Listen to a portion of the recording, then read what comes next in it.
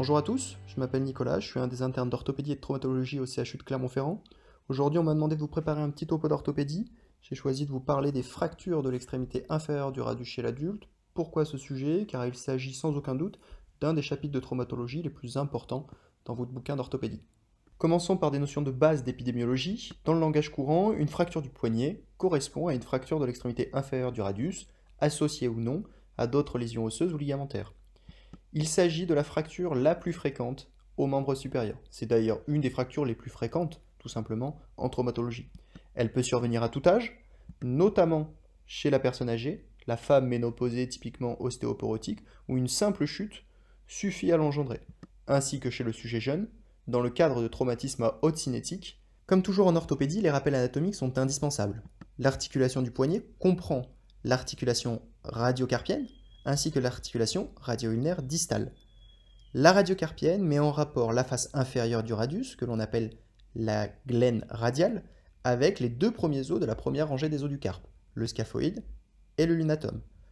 Nous retrouvons également le trigétrum qui s'articule avec le ligament triangulaire qui n'est pas matérialisé ici. L'articulation radio-ulnaire distale met en rapport la cavité sigmoïde du radius avec la tête ulnaire. Et j'insiste, puisque la tête de l'ulna se situe à l'extrémité distale de celui-ci. A noter que la face inférieure de la tête ulnaire est située un tout petit peu plus proximale que la glène radiale d'environ 2 mm, et on verra que ça a son importance. Pour une meilleure compréhension de la prise en charge de cette pathologie, il est important d'avoir des notions de radioanatomie. En effet, sur des radios de face, on constate l'inclinaison frontale épiphysaire radiale qui est d'environ 25 degrés. Qu'est-ce que ça veut dire? Ça veut tout simplement dire que la glène radiale regarde de 25 degrés en dedans. Une autre valeur à connaître est l'index radio-ulnaire distal négatif qui est égal à moins 2 mm. Il correspond tout simplement au décalage, compté en millimètres, entre deux lignes horizontales, l'une passant par l'extrémité distale du radius, l'autre passant par l'extrémité distale de l'ulna.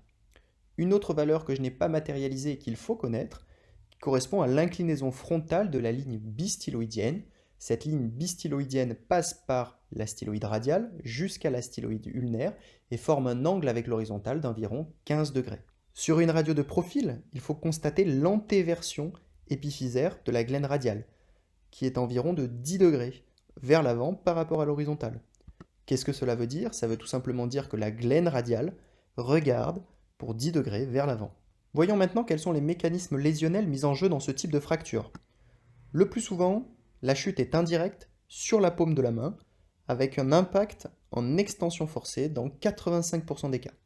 Le trait de fracture sera alors métaphysaire, avec plus ou moins présence de refend articulaire, avec un déplacement postérieur et une déformation typique en dos de fourchette. L'autre mécanisme retrouvé est en général une chute sur la paume de la main avec une extension modérée ou une flexion dans 10% des cas, ce qui provoque un déplacement antérieur avec une déformation marquée, mais cette fois-ci en ventre de fourchette.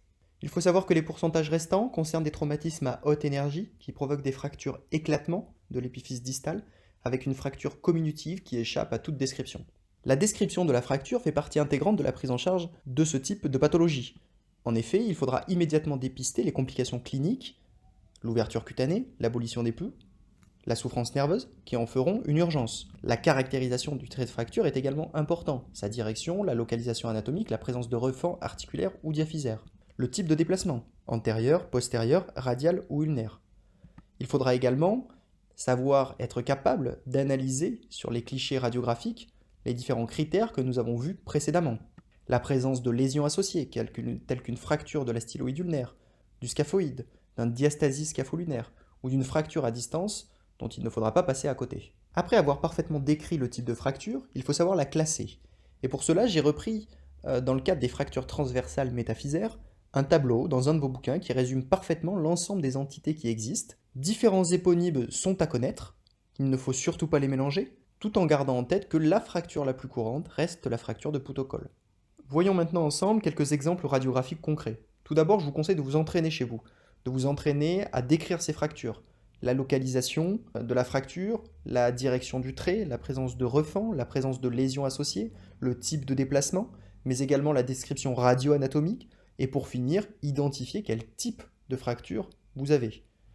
Dans ce cas-là, nous sommes face à une fracture de l'extrémité distale du radius, transversale, métaphysaire, sans refend articulaire, avec une bascule postérieure associée, bien visible sur cette radio de profil, sans lésion de la styloïde ulnaire associée.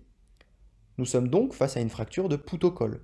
Sur les critères radioanatomiques, nous avons une horizontalisation de la ligne bistyloïdienne et un index radio-ulnaire nul, voire même positif. Sur ce second cliché, nous sommes face à une fracture très similaire. Nous avons simplement associé une fracture de la styloïde ulnaire qui lui fait prendre le nom de fracture de Gérard Marchand. Je ne vous ai pas expliqué tout à l'heure comment on identifiait le type de déplacement. Dans les déplacements, que ce soit sur des fractures ou des luxations, on identifie l'orientation du déplacement par rapport au fragment distal, c'est-à-dire celui-ci. Et dans le cadre des fractures de l'extrémité inférieure du radius, on considère que le dos de la main est postérieur et que la colonne du pouce correspond à la partie antérieure. Donc, la partie distale du fragment fracturaire regarde bien dans la direction postérieure et correspond donc à une bascule postérieure.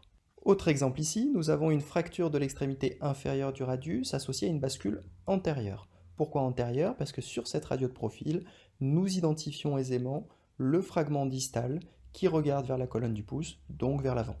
La présence ou non de refend articulaire ou de lésion de la styloïde ulnaire ne changera pas le nom de ce type de fracture, qui s'appellera fracture de Guaran-Smith. Il existe également d'autres formes de fractures que les fractures transversales métaphysaires pures. Cela correspond aux fractures articulaires, parcellaires, qui sont des entités à connaître pour le CN et qui possèdent bien sûr des noms propres, ce qui les rend assez fastidieuses à apprendre.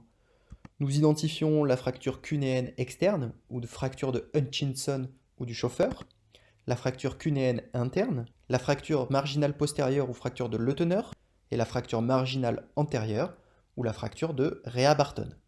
Voici quelques exemples de fractures articulaires partielles, une fracture cunéenne externe, ainsi qu'une fracture de la marginale postérieure, avec le refend articulaire que l'on voit bien ici. La prise en charge de cette pathologie est très classique, en passant par l'anamnèse, avec la recherche de la profession, du côté dominant, du mécanisme, l'inspection remarque l'attitude du traumatisé du membre supérieur, la déformation en dos ou ventre de fourchette, la translation latérale, qui correspond à une baïonnette latérale. Qu'est-ce que ça veut dire? Ça veut tout simplement dire que l'axe du bras ne se prolonge plus par le troisième rayon de la main. La présence d'un œdème ou d'une ecchymose, et bien sûr l'ouverture cutanée qui est à dépister systématiquement. La palpation permettra de vérifier la présence des poux radiales ulnaires, ainsi que d'estimer le temps de recoloration cutanée. Il ne faut pas négliger la sensibilité du nerf médian et du nerf ulnaire. À noter que le plus souvent la motricité est difficilement évaluable du fait de la douleur chez ces patients. Je tiens à vous rappeler que le bilan radiographique est standard, avec réalisation de radiographie des articulations sus- et sous-jacentes. Et j'insiste sur ce point, ceci est valable dans toutes les fractures du corps humain. C'est-à-dire réalisation dans ce cas-là de radiographie du poignet de face et de profil, mais également du coude de face et de profil. Au moindre doute clinique, lors de la palpation de la tabatière anatomique qui devient douloureuse, ou réalisation du signe du piston, c'est-à-dire la pression de la colonne du pouce sur les os du carpe qui est douloureuse, des incidences scaphoïdiennes doivent être réalisées. Des radiographies, c'est-à-dire de face, mais également avec 30 et 45 degrés de pronation pour dégager le scaphoïde. Un scanner peut être demandé au moindre doute. Sur les radiographies, ne pas passer à côté d'un diastasis scapho-lunaire qui diagnostiquerait une rupture du ligament scapho-lunaire. Même si ce n'est pas en rapport direct avec votre topo, je tenais à vous montrer quelques radiographies remarquables qui prouvent l'importance de radiographie de l'articulation sus- et sous-jacente. Ici, nous avons un parfait exemple de fracture de Monteggia, c'est-à-dire de fracture de l'ulna associée à une luxation de la tête radiale qui n'apparaît plus en face du capitulum de l'humérus. Un autre exemple est cette fracture de l'extrémité distale du radius, de jonction tiers moyen, tiers distal, associée à une luxation radio-ulnaire distale, que l'on appelle fracture de Galeazzi.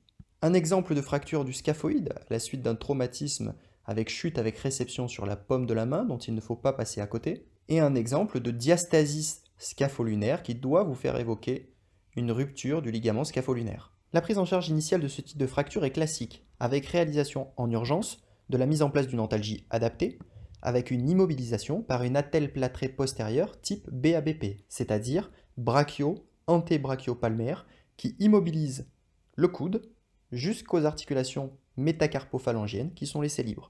Il faut évidemment rechercher des critères d'urgence qui sont communs à toute l'orthopédie concernant la peau, les poux et les nerfs. En cas de fracture déplacée, une réduction s'impose, la plus anatomique possible, d'autant plus que le déplacement est important avec présence de troubles vasculo-nerveux. Voici un exemple de réduction réalisé après une fracture de poutre au col. La manœuvre de réduction est assez simple, puisque cela correspond à une traction dans l'axe du membre pour désengrainer la fracture, puis un abaissement du fragment distal lors d'une flexion palmaire, dans le sens contraire du déplacement, afin de réaligner les fragments. Pour la petite histoire, ce jeune il avait à peu près une vingtaine d'années, et il présentait, je pense du fait du déplacement initial assez important, des parasthésies dans le territoire du nerf médian.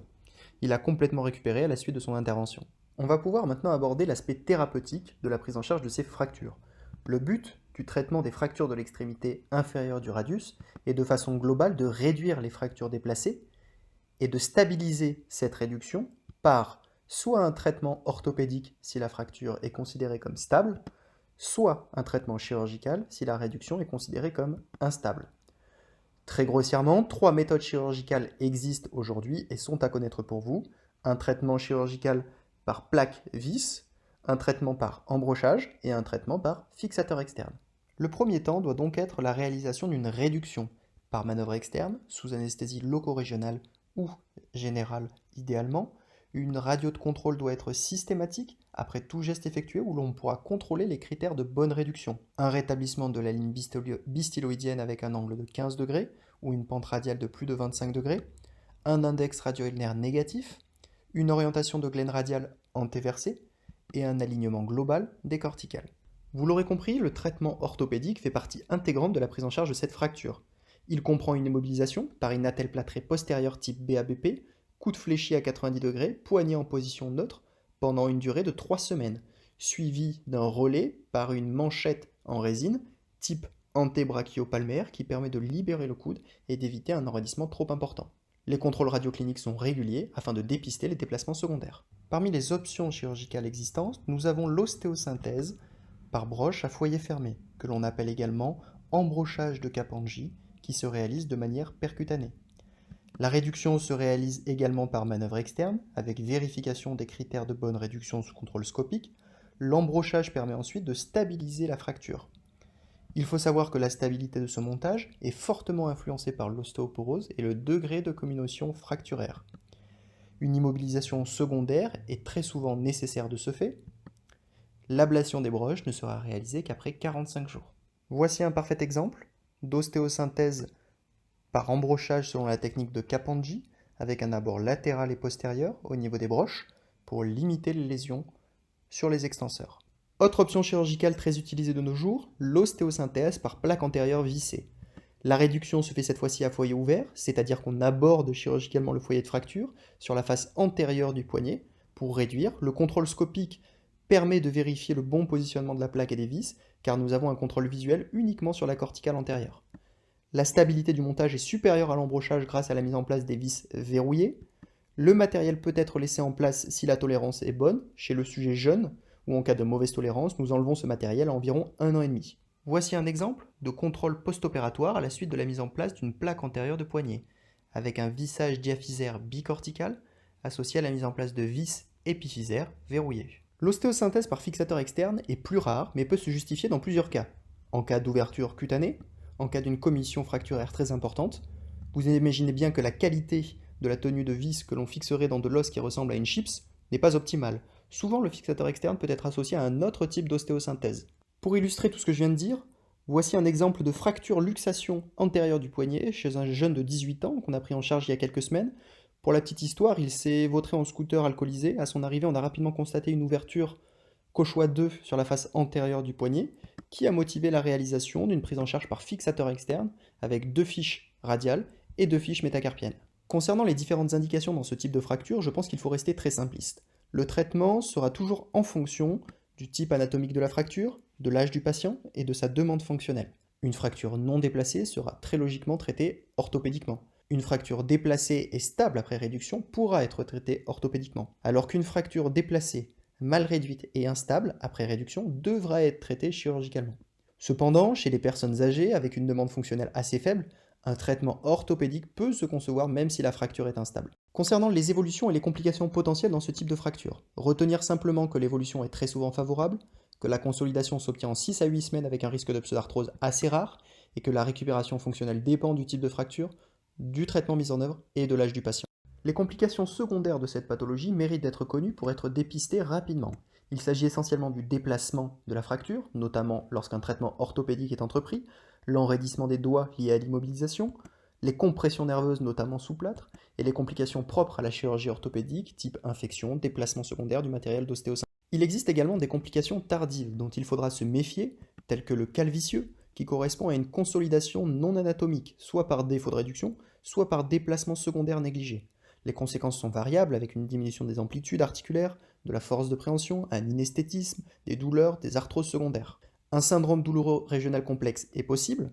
Des conflits du long fléchisseur du pouce avec la place antérieure ne sont pas rares. Il faudra dépister les ruptures du long extenseur du pouce. Il y a une broche, une esquille osseuse ou une ischémie tendineuse, et les décompensations du canal carpien sont également fréquentes. Et bien voilà, c'est la fin de ce topo. N'hésitez pas si vous avez la moindre question, et merci à tous pour votre attention.